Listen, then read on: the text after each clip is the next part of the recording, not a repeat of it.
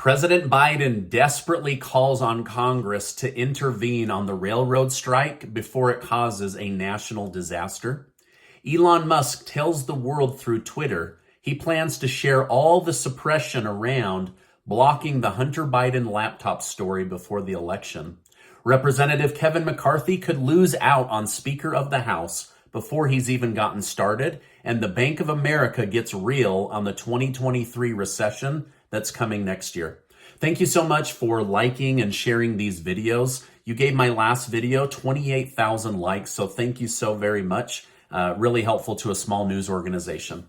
By the way, some of you have been asking me in the messages, are you sending me an email or a newsletter?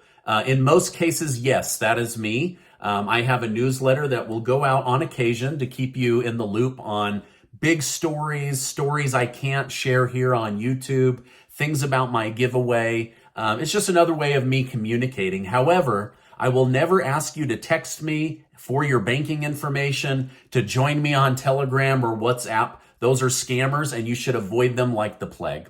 Let's jump into today's news. President Biden is set to have a meeting with 4 high-ranking members of Congress at the White House. During the meeting, they are expected to discuss what needs to be done before the end of this year. As part of the discussion, Biden will likely nudge Congress to send even more taxpayer money to Ukraine. This meeting is Biden's first with Representative Kevin McCarthy, who is slotted to be the next Speaker of the House. This will give us a glimpse or idea of what these two how these two will work together going forward. Now, Republicans may have an issue before the next Congress has already started. In order for Kevin McCarthy to become the new Speaker of the House, he would need 100% of Republican support. However, Representative Andy Briggs has stated that there are already around 20 Republican representatives that do not want Kevin McCarthy to be the next Speaker of the House. McCarthy warned Republicans by stating, if we don't do this right, Democrats can take the majority. Now, if we play games on the floor, the Democrats can end up picking up who is Speaker of the House. Now, McCarthy isn't wrong. If Republicans pick someone other than McCarthy and Democrats pile on that person with their votes, they could end up deciding who is the next Republican Speaker of the House. However, if Republicans split the ticket and Democrats put forward another name that gets the majority, you could have a Republican majority House led by a Democrat Speaker. So they've got to play their cards right going forward. Now, President Biden has likely put an end to the railroad strike just a few weeks away from Christmas.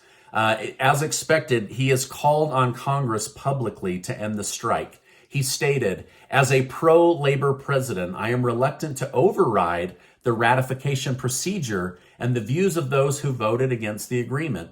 But in this case, where the economic impact of shutdown would hurt millions of other working people and families, I believe Congress must use its power to adopt this deal. So basically, he now needs Congress to step in and give the railroads workers what they want, or say, this is our best deal, and move on and get the country protected.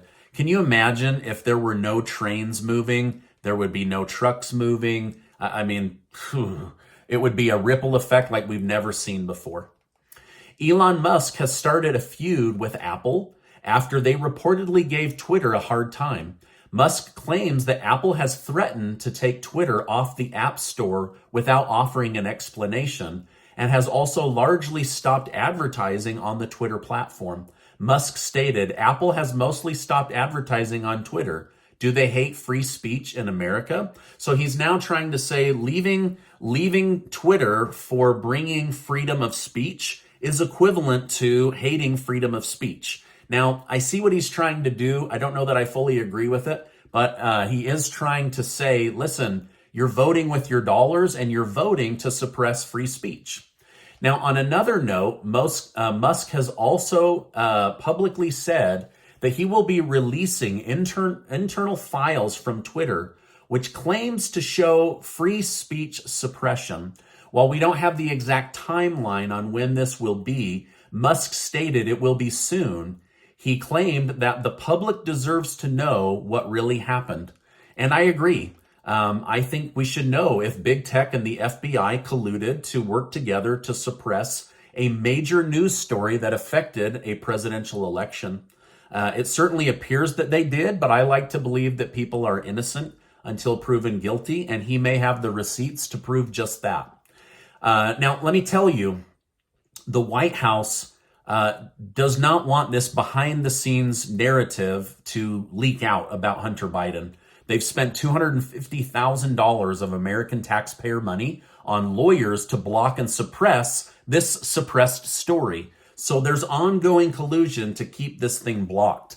But what Musk wants to do is show why the third largest newspaper, one of the oldest newspapers in the world, was blocked from sharing a story that they had all the goods and details on.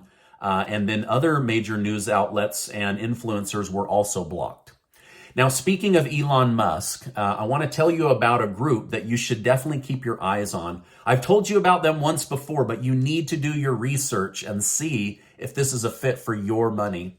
Now, I told you recently about a stock that's up over 10%. I also mentioned another one that's up over 8.1% since that video.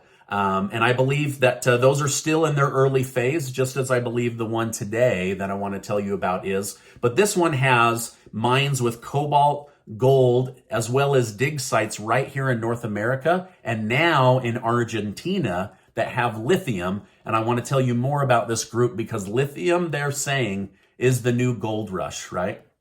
Now, the group, as you remember, is Recharge Resource. And you can buy them on most major trading platforms except for Robinhood. And their trading ticker symbol is RECHF, like Recharge F, right? RECHF. Recharge Resource saw the demand years ago of what was coming for batteries, electric cars, solar, and they started to build out their own company and start to acquire these assets. Little did they know that the COVID lockdown would disrupt all of the energy infrastructure in North America and that the demand for batteries would rise by over 500%. Now, in order to build good batteries, you need high quality lithium, cobalt, nickel, copper, manganese, and graphite, and they have these in their mines. Recharge Resource also owns mines with deposits of lithium, cobalt, and gold. And they just announced a new mine, which I'll tell you about here in a minute. Now, batteries for home and car will make up 90% of the electric battery demand going forward. Recharge Resource has high quality mines in British Columbia and now in Argentina. And they believe that from these mines, they'll be able to pull gold, palladium, nickel, lithium, copper, and cobalt in large quantities. The CEO, David Greenway, has 2 decades of taking small businesses from small to public to buyable. And that's exactly what's happening right now.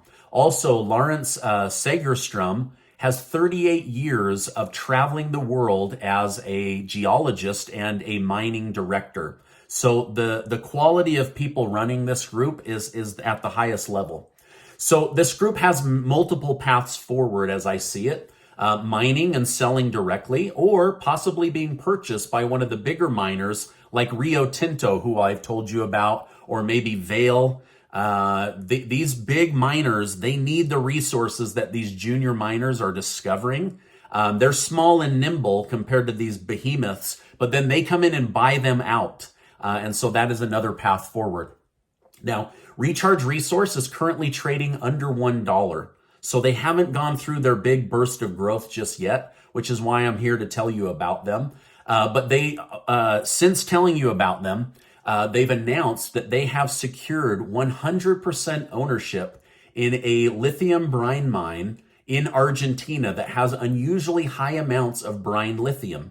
Now, with this new mine, they've already got letters of intent to purchase this lithium from multiple vendors. So they're very excited about this. Now, on top of that, Intella Research just released their analysis of Recharge Resource, and they believe that stock is valued at $1.12 in the next 12 to 18 months. It's currently trading for around 24 cents a share. So big upside opportunity according to Intella Research. Now, I want to thank Recharge Resource for partnering with me and bringing in this new information to my community. Again, you can do your own research and look them up with ticker symbol RECHF, and they are available on most trading platforms.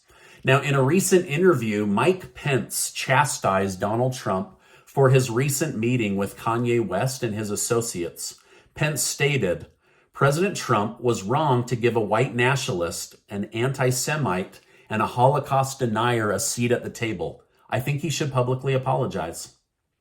With that being said, as I pointed out in my book, I don't believe Donald Trump is an anti-Semite. I don't believe he's a racist or a bigot. I would not have been vice president if he was, but I think the president demonstrated profoundly poor judgment in giving those individuals a seat at the table. And as I said, I think he should apologize for it, and he should denounce them without qualification. So basically he's saying, listen, this isn't the Donald Trump I know. These people came in. You should denounce them and apologize and move on.